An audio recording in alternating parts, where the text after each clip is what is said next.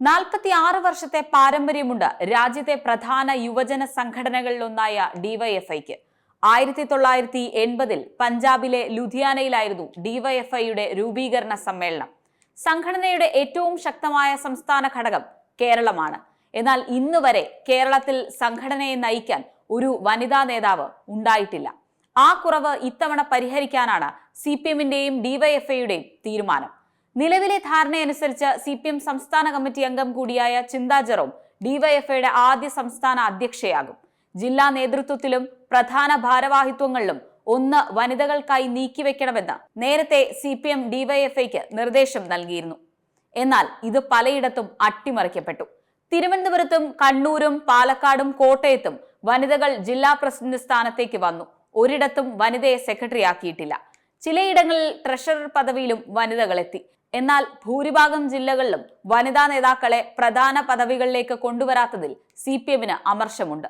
സമ്മേളനങ്ങളിൽ ആദ്യ പാദം പിന്നിട്ടപ്പോൾ തന്നെ ഫ്രാക്ഷൻ വിളിച്ച് വനിതകളെ നേതൃത്വത്തിലേക്ക് കൊണ്ടുവരണമെന്ന് ഗോവിന്ദൻ ആവശ്യപ്പെട്ടിരുന്നു. അന്നത്തെ യോഗത്തിൽ നിലവിലെ സംസ്ഥാന നേതാക്കൾ തന്നെ ഇത് ചോദ്യം ചെയ്തു. ഇതേ തുടർന്നാണ് സംസ്ഥാന സെക്രട്ടറി MV ഗോവിന്ദൻ കഴിഞ്ഞ ദിവസം വീണ്ടും ഡിവൈഎഫ്ഐയുടെ ഫ്രാക്ഷൻ വിളിച്ചത്.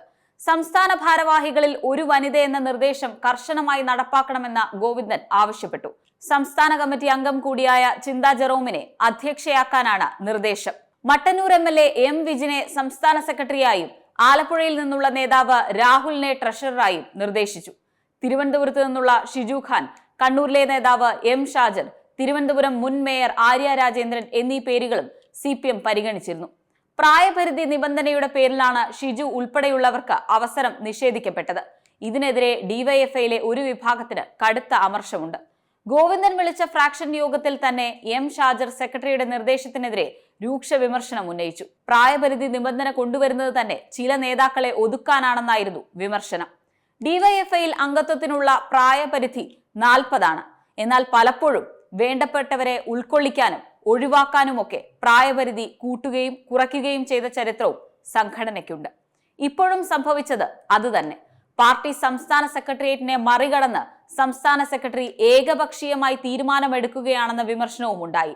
സെക്രട്ടേറിയറ്റ് തീരുമാനമെടുക്കും മുൻപ് എന്തിനാണ് സംസ്ഥാന സെക്രട്ടറി ഇത്തരമൊരു യോഗം വിളിച്ചതെന്ന ചോദ്യവും ഉയർന്നതായാണ് സൂചന.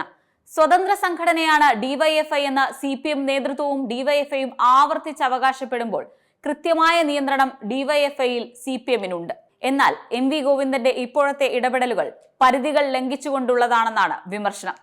വിജിന്റെ പേര് മുന്നോട്ട് വച്ചതിലൂടെ കണ്ണൂരിൽ നിന്ന് തന്നെയുള്ള വഴിയടയ്ക്കാനും ഗോവിന്ദന് കഴിഞ്ഞു. കണ്ണൂർ ജില്ലയിലെ CPM രാഷ്ട്രീയത്തിൽ P ജയരാജന്റെ അടുപ്പക്കാരനായി അറിയപ്പെടുന്ന യുവ നേതാവാണ് ഷാജർ. TV രാജേഷ്, AN ഷംസീർ തുടങ്ങി ജില്ലയിൽ നിന്നുള്ള പ്രധാന നേതാക്കളും ഷാജറിനെയാണ് പിന്തുണച്ചത്. എന്നാൽ അതെല്ലാം മറികടന്നാണ് വിജിനെ സെക്രട്ടറിയാക്കാനുള്ള ഗോവിന്ദന്റെ നീക്കം.